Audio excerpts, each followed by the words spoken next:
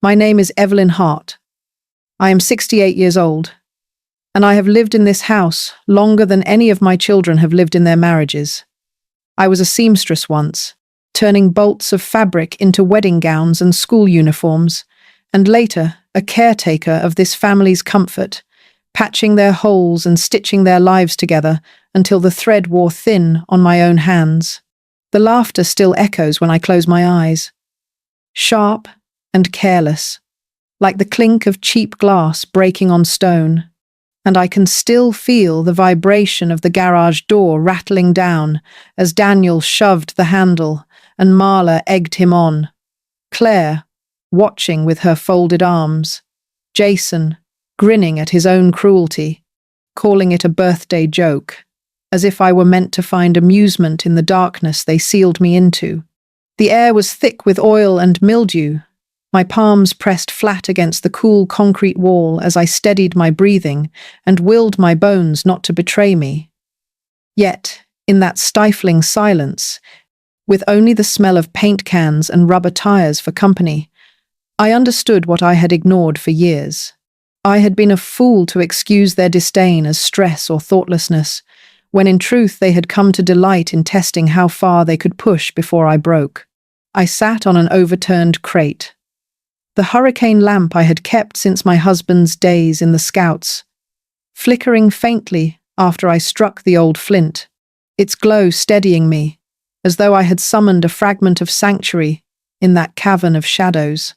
I thought of my late husband's voice, steady as he once explained that clay hardens only under fire, and I realized my own kiln had been lit by the contempt of the very children I clothed and fed and sheltered. Their laughter, rather than shattering me, sealed something within with a permanence I could never undo. When Arthur Bell finally pried open the side door with his crowbar, his weathered face lined with fury and kindness, he pulled me into the cool night air, and I felt my shaking hands quiet, as if steadied by some unseen hand. In that moment, though I spoke nothing aloud, I vowed this would be the last time their cruelty found me cornered, the last time I allowed my own house to be turned into my prison, because in locking me away, they had awakened a truth I had buried for years, and I would never again endure in silence. For the clay was hardened now, and I would stand. Arthur moved about my kitchen with the soft economy of a man who has fixed more things than he will ever boast of. Kettle on, cups warming, his careful silence a balm, while my hands trembled in my lap like trapped birds. When the water sang, he poured and pressed the tea bags, just how I like them, strong and honest, and I wrapped both palms around the mug, as if the heat could travel up into my bones and calm the thrum behind my ribs. The bruise on my wrist had ripened from pink to a sullen violet, an ugly moon just beneath the skin, and I lifted my phone with fingers that still shivered, turning my arm to the light to catch it properly. Then the scuff along the garage door where the latch bit down, and I took the photographs without apology. I sent them to myself, subject lines simple and cold, knowing that the timestamps would be quiet witnesses if I needed them, a thin line of ink against the tide of their laughter. Arthur slid a plate of plain biscuits between us and did not ask why I was cataloguing my hurt. He just watched me with those creased carpenter's eyes that have measured many rooms and many men, and when I finally spoke, it felt like opening a long jammed window. I told him there was a folder in the bureau under the spare tablecloth, the blue one with the stitched daisies, and inside were the papers Eleanor Pike drew up after my husband died, a trust that puts the house beyond anyone's reach but mine, a life interest that secures my right to live here as long as I breathe, a letter of wishes that speaks when I am too tired to, and the lasting power of attorney we executed last winter, when I realized time has hands of its own. The words tasted of metal and mercy. Arthur fetched the folder and set it on the table as if it were a sleeping child, and I traced the embossing with the pad of my thumb until the shaking eased. I remembered Eleanor's voice in her neat office, explaining that protection is not paranoia, it is prudence, and that love, if it is real, will never ask you to sign away your shelter. I pressed my email again, watched the attachments nestle into my inbox like small, bright birds coming home, and I breathed in the steam of the tea and decided that this would be the day I stepped from fear to fact. I thought of my husband sanding a door until the grain shone. Patient strokes, saying that care is the opposite of control, and I let that thought steady me until the tea had gone lukewarm and the courage had warmed instead. The folder lay before me like a quiet sentinel, its spine slightly worn from being moved from drawer to drawer, always near, yet never opened in full, as though even paper had the power to burn if one was not ready for its truth. I lifted the flap and breathed in the faint scent of old ink, of the polished wood of Eleanor Pike's office, where these documents were born. And as I unfolded each page, I felt both past and present, braided together, like strands of a rope, pulling me toward steadiness. There was the declaration of trust, heavy with Eleanor's careful phrasing, her penmanship precise as a seamstress's stitch, making plain that this house was secured beyond dispute, that no son or daughter could gamble it away in some fit of pride or desperation. There was the life interest, which read in the cool language of law that I, Evelyn Hart, could remain within these walls until my last breath, not at the mercy of anyone's whim, but bound by right and by covenant. And tucked neatly alongside was the letter of wishes, Eleanor's suggestion written at my request after my husband passed, a softer document but no less firm, where my voice carried forward into years I might not see, explaining that the house was never to be sold for convenience, never divided like a coin between grasping hands, but kept whole until I was gone. I traced the edges with a finger, the paper cool and smooth, and I thought of my husband sanding the banister when we first moved in. How, he said, wood remembers every hand that rests on it, and how this home had memorized every season of our lives. Last winter, I added the lasting power of attorney, practical and necessary, naming myself primary and Eleanor reserve, so that even if my body failed me, the intent of my heart would not. I sat at the table with the folder open and realized that these were not dry legal instruments but shields, layered and strong, forged from foresight and trust, and that I had allowed them to gather dust while my children chipped away at my resolve. Their laughter in the garage was still fresh in my ears, but here, in these pages, was a counterweight that held steady. The house is not a bargaining chip, I whispered into the empty kitchen.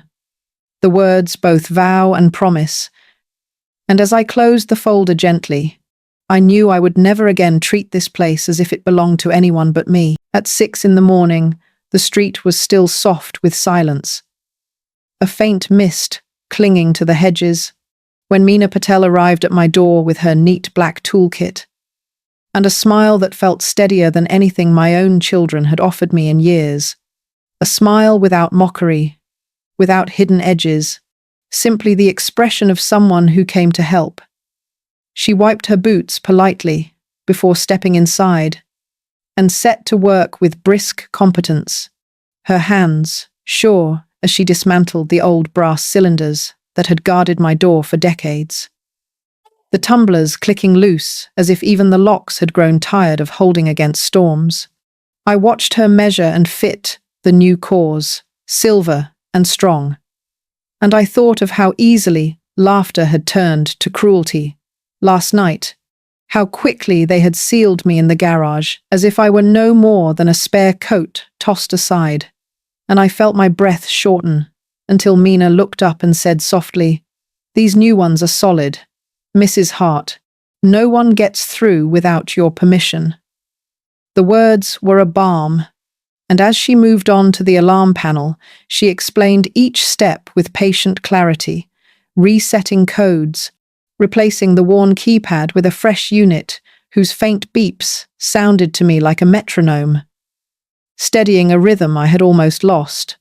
On the porch, she mounted a small, smart camera beneath the eaves, angled to see both gate and door, and showed me the app glowing on my phone. A tiny eye that would not sleep, and I felt a strange mix of sorrow and relief.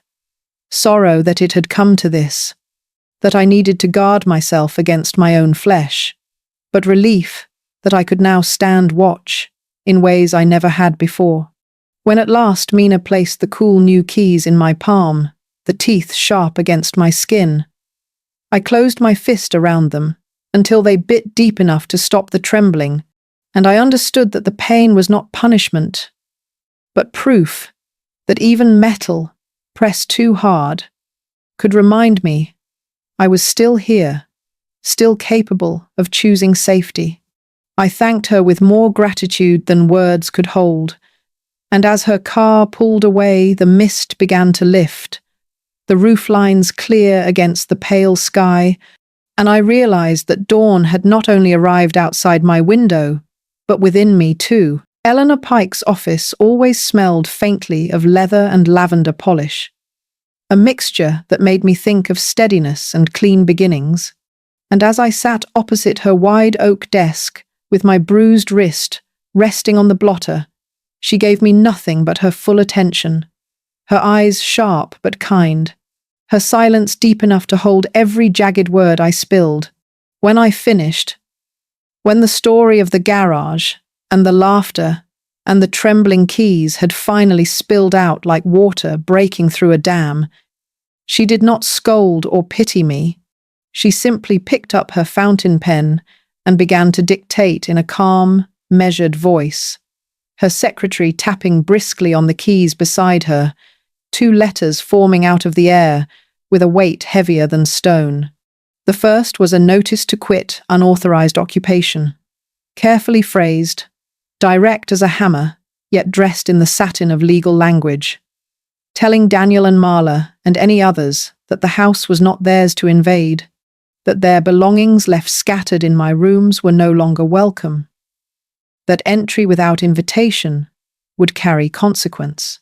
The second was a behavioral covenant, a phrase that sounded almost ecclesiastical, but in truth it was simple, a contract of conduct that required respect, calm speech, and timed visits, terms no harsher than those any decent guest would follow, but written here in black and white, so they could never again twist laughter into cruelty and call it love. Eleanor leaned back as the secretary finished, folding her hands as if in prayer, and said softly, "These are not punishments, Evelyn. These are boundaries. Boundaries protect not only property, but dignity." I felt my throat tighten at her words, because no one in my family had spoken of my dignity in years, and to hear it recognized was like water after drought. She went further still, suggesting we schedule a welfare check through Grace O'Neill, the young social worker who ran the pantry 2 streets over. Not because I was weak, but because foresight is strength, and escalation is always possible when pride is wounded.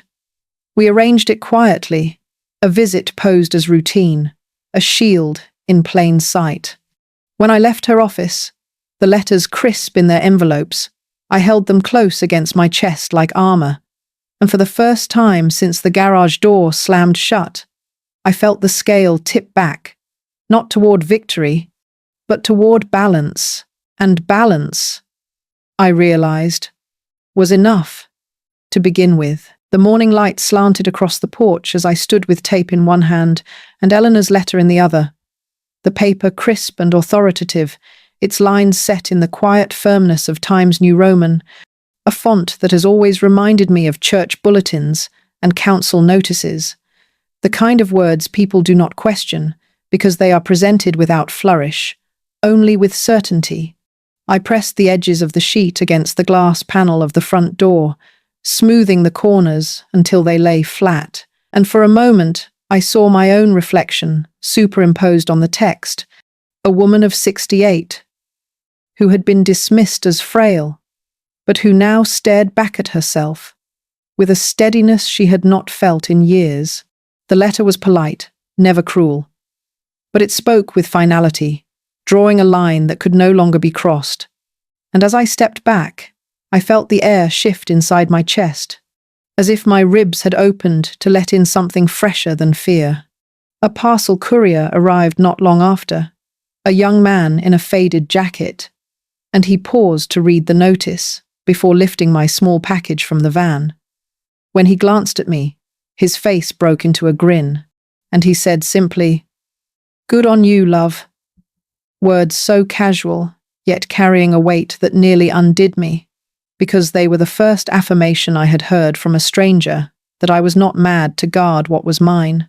I thanked him, voice thick. And after he drove away, I stood on the step, the quiet street stretching before me like an open page, and I breathed easier than I had in years. The garage incident still burned in memory. The cold air, the laughter, the humiliation. But here was its counterweight.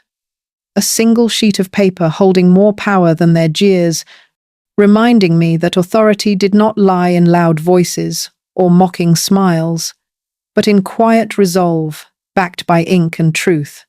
I touched the glass once more, feeling the chill surface under my palm, and imagined Daniel's face when he came blustering to the door and found this waiting for him, the certainty of it, undeniable, the language beyond argument. For the first time in so long, I did not dread their arrival, because the house felt like mine again, and my heart, though still fragile, beat with the rhythm of a woman reclaiming her ground. The group chat lit up like a bonfire thrown too much petrol. My phone buzzing against the table as if it too recoiled from the words spilling across the screen. Daniel, first with his heavy-thumbed fury, calling me ungrateful, accusing me of betrayal after all he had done for me. Though the irony of that statement made my lips curl, because what he had really done was take, demand, expect, as if my house and my time and my patience were debts owed to him rather than gifts freely given for years. Then Marla chimed in with her clipped self-importance, threatening to go legal as though she had ever respected contracts or commitments in her own life.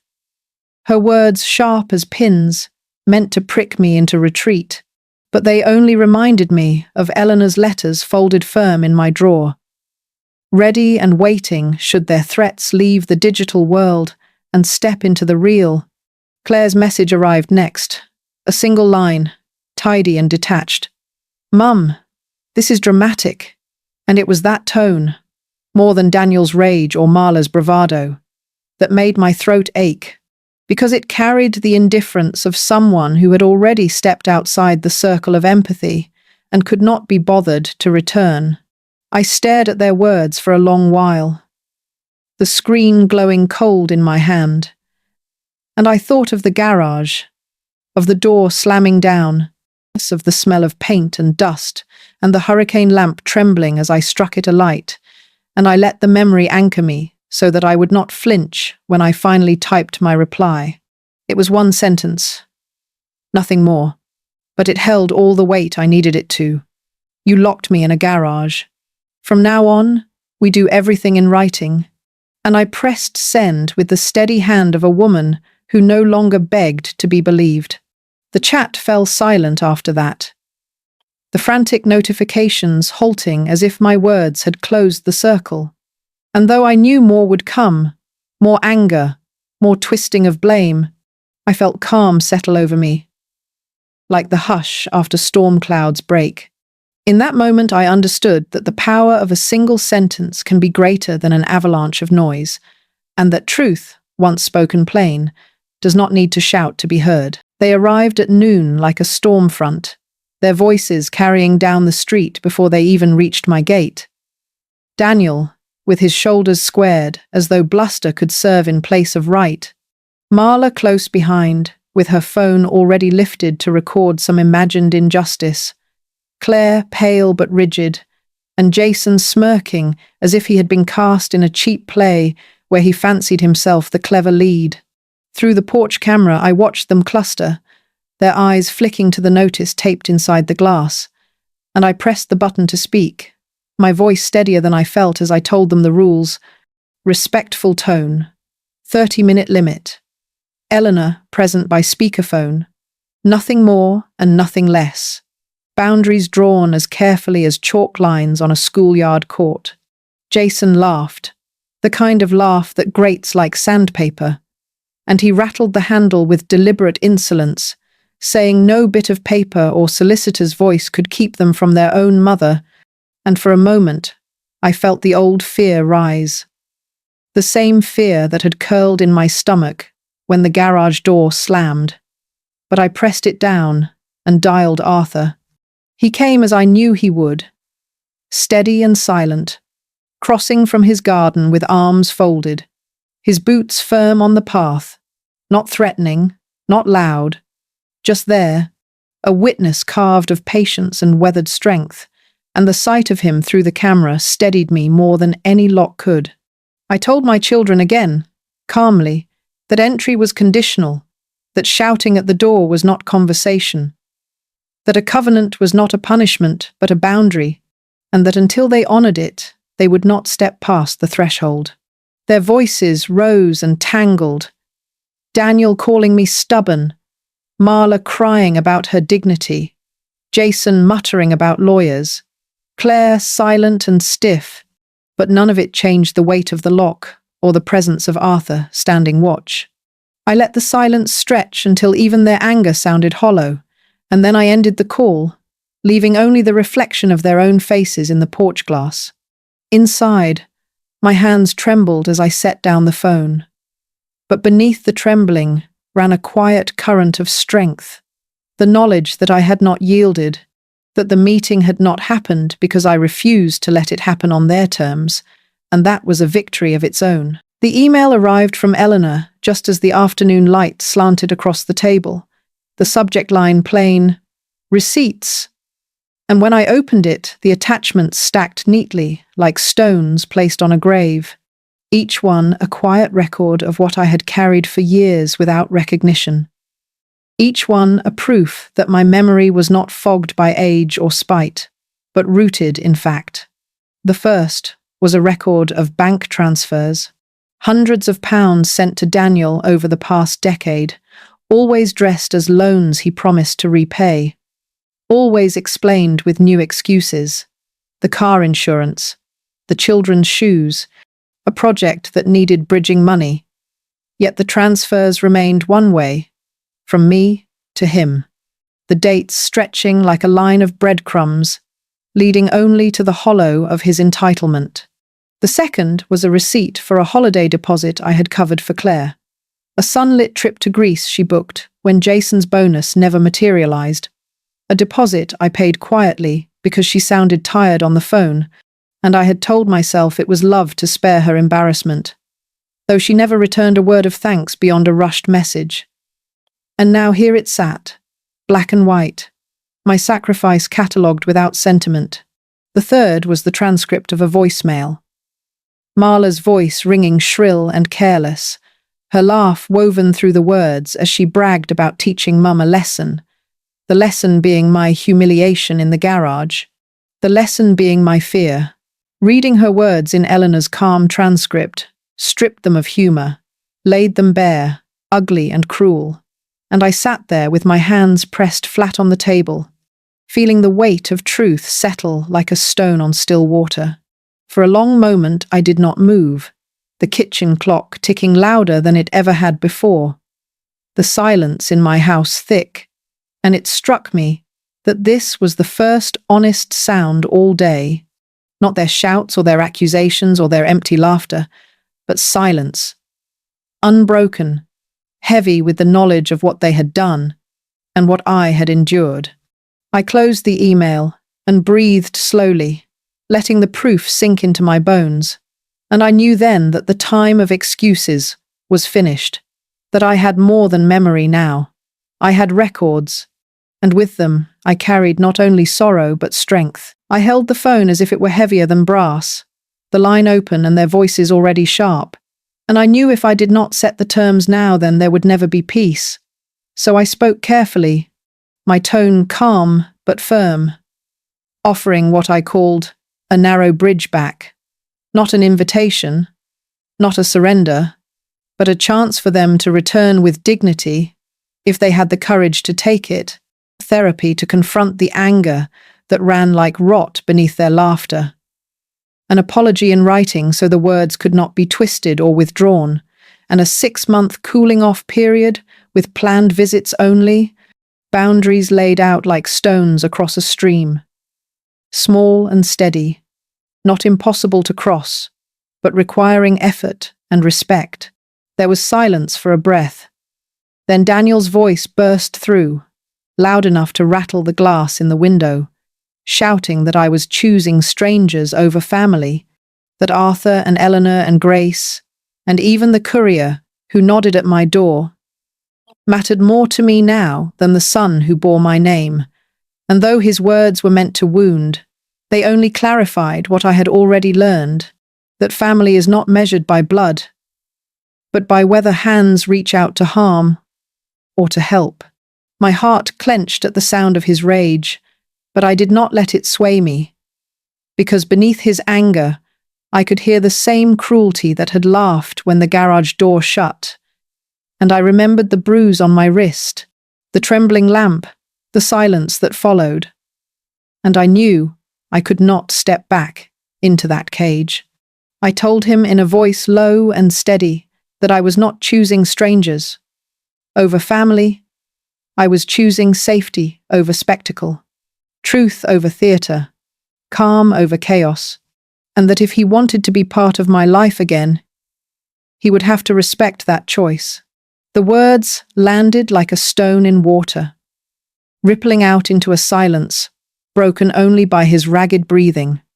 And then, before he could hurl another insult, I ended the call, pressing the red button with a finality that felt like closing a heavy door. I sat there for a long moment, the quiet filling the kitchen, and though my hands trembled, my heart did not, because I had spoken plain, and left the bridge standing, narrow but real, and the rest was no longer mine to carry. The guest room had become a mausoleum of other people's neglect.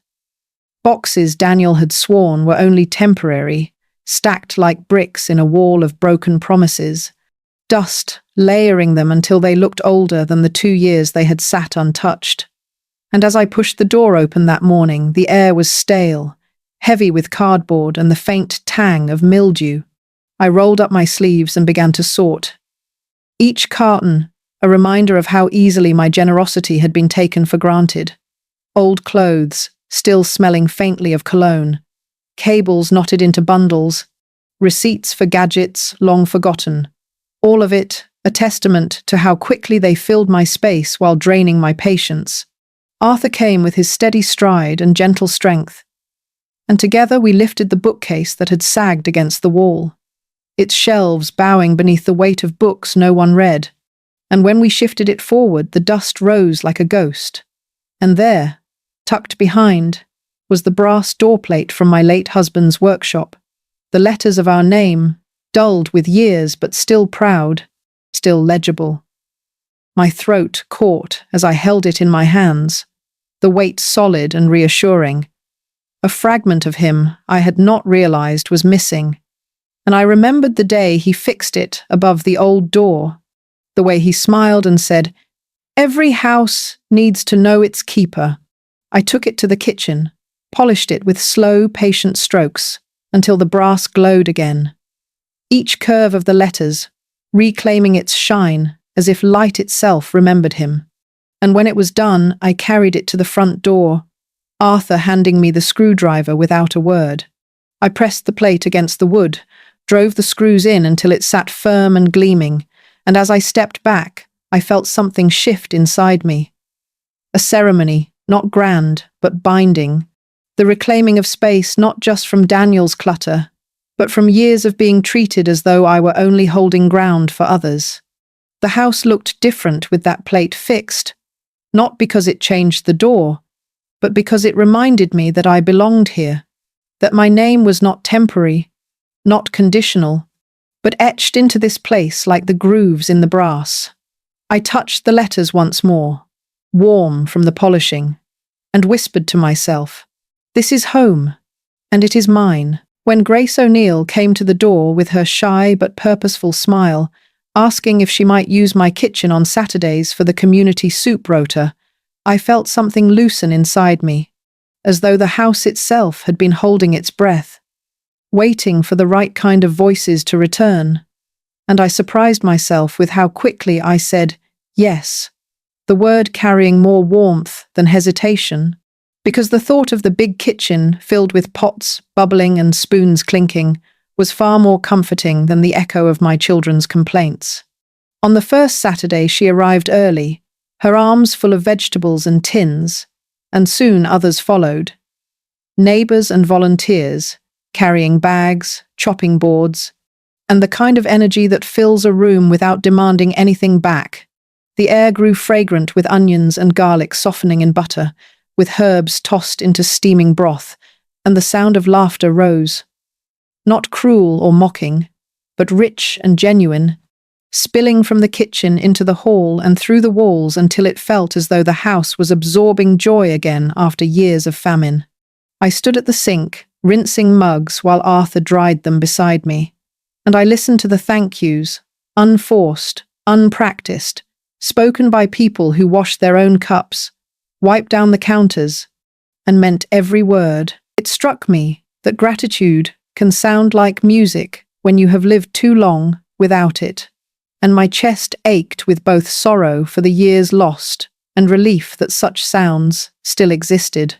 Grace stirred the pot with a wooden spoon older than she was, her hair tied back loosely, her face flushed from the steam, and she told me how the soup rota fed those who came with empty pockets and weary hearts, how something as simple as a bowl could steady a person for a night, sometimes for a week. I nodded, watching the bowls line up. One after another, filled and passed, and it seemed to me that the rhythm itself was a prayer, a benediction carved out of lentils and leeks and care. That evening, when the last pan was scrubbed and the floor swept, I stood alone for a moment in the quiet house, the scent of soup still lingering, and I realized the laughter that had returned was not tied to blood, but to kindness, not bound by expectation but by choice, and I felt the walls sigh with me. Content, Claire arrived without warning, the crunch of her tires on the gravel stirring a pulse of nerves in me, and when she stepped from the car, she looked both older and younger than her 39 years, her shoulders drawn in tight, but her face stripped of the sharpness she usually wore like armor, and in her hands she clutched a folded piece of paper, though she never opened it, only pressed it between her palms, as though afraid it might crumble if released. She stood on the porch for a long moment before knocking, and when I opened the door, I could see the apology written not in ink, but in the tilt of her eyes and the tremor at the corner of her mouth. She admitted, with a voice that cracked despite her effort to keep it steady, that she had frozen that night, that she had stood still while the others laughed and pushed me into the dark, and she said she told herself she was not part of it because she had not laid a hand on me, but silence, she confessed, had weighed heavier on her conscience than any touch might have. I listened without interruption, my hands folded around a tea towel, and I felt the old ache of disappointment rise. But I refused to speak as judge, because judgment would only widen the gulf between us. Instead, I spoke as a woman who had also been silent too often, who had swallowed her own protests to keep peace. And I told her that stillness can be as sharp as cruelty, but recognition is the first step back from the edge.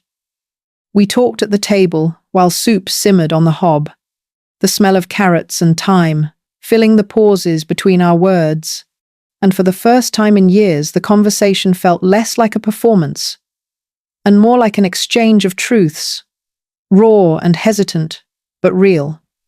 When she rose to leave, she lifted one of the containers of soup Grace had left behind and said she would take it to the neighbours down the lane, her eyes softer now, as though the act itself might be a small penance, a first offering toward something better.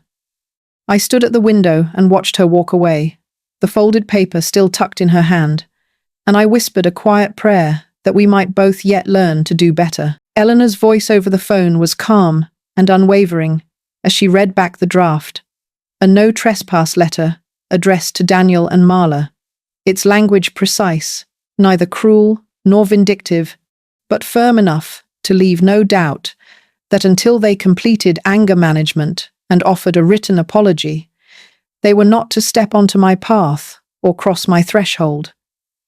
And as I listened, I felt no thrill of triumph, only a quiet steadiness, as though I had finally set down a heavy stone I had been carrying for too long. When the letter arrived in my inbox for signing, I clicked the cursor with a sense of resolve rather than revenge, and afterwards I walked out into the garden, where Arthur had recently repaired the old wooden bench beneath the rose arch. The one my husband built decades ago, now sanded smooth and given new life with careful nails and oil.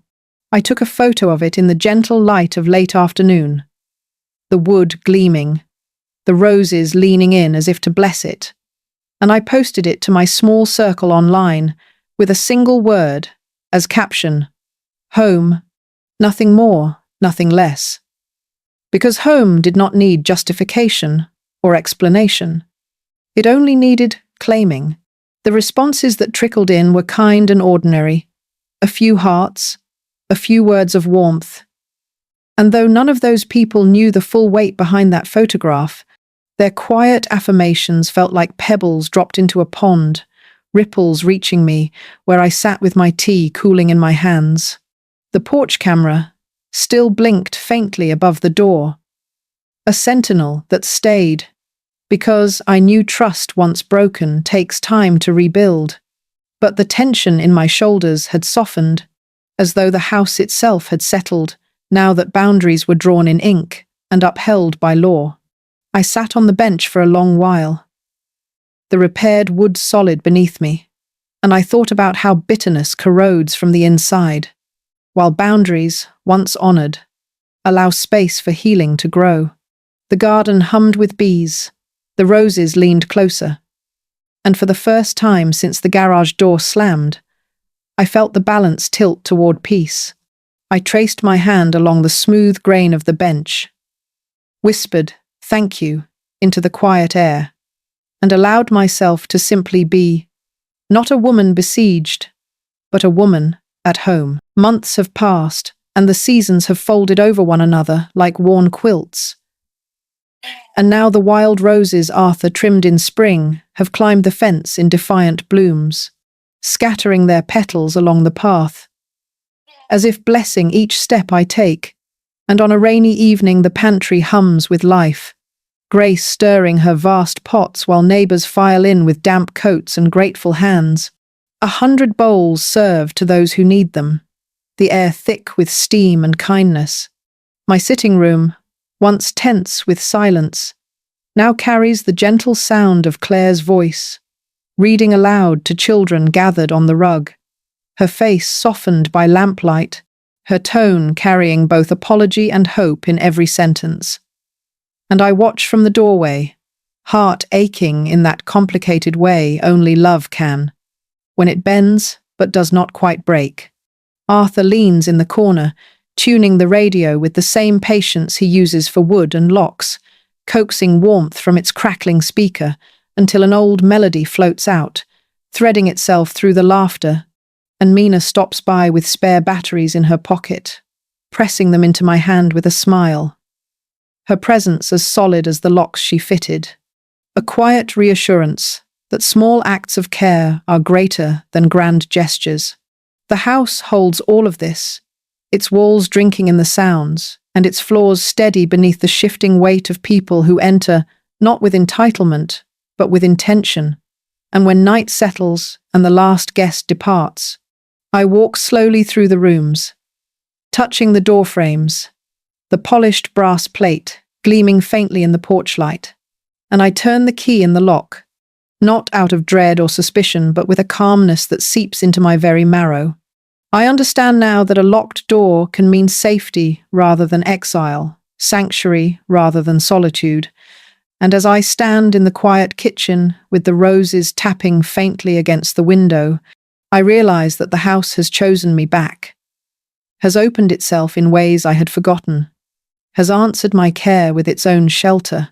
I climb the stairs with the steady rhythm of someone no longer carrying fear in her chest, only the weight of peace, and I know at last that the laughter here will not be cruel again, because it belongs to those who leave the mugs washed and the thank yous spoken.